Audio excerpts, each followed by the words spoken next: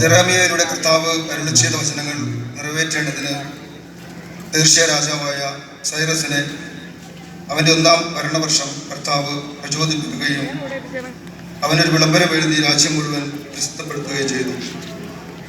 Persia രാജാവായ Cyrus അറിയിക്കുന്നു: സ്വർഗത്തിലെ ദൈവമായ കർത്താവ് ഭൂമിയിലെ സകല കാര്യങ്ങളും എനിക്ക് നൽകുകയും യൂദയായിലെ ജെറൂസലേമിൽ അവിടത്തേക്ക് ആലയം പണിയാൻ എന്നെ ചുമതലപ്പെടുത്തുകയും ചെയ്തിരിക്കുന്നു. അവിടുത്തെ ജനമായി നിങ്ങളുടെ ഇടയിൽ ഉള്ളവർ അവിടുന്ന് അവരോട് കൂടി ഉണ്ടായിരിക്കട്ടെ.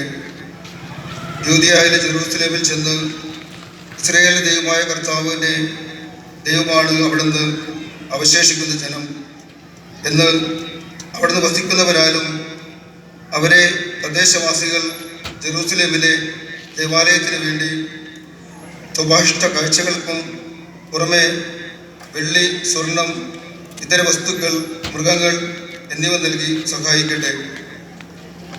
അപ്പോൾ യൂദായുടെയും ബെഞ്ചമിൻ്റെയും ഗോത്രത്തലവന്മാരും പുരോഹിതരും ലേവ്യരും ദൈവത്താൽ ഉത്തേജിതരായി ജെറൂസലേമിലെ കർത്താവിൻ്റെ ആലയത്തിൻ്റെ പുനർനിർമ്മാണത്തിന് പുറപ്പെട്ടു.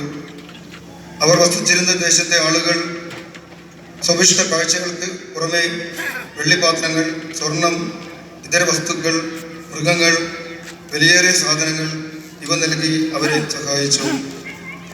കർത്താവിൻ്റെ വചനം.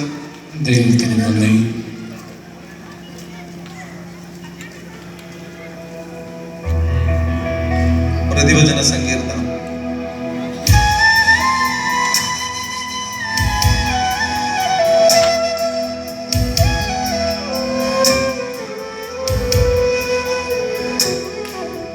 കർത്താവേ, നീ എൻ്റെ കൂടെയുള്ളതിനാ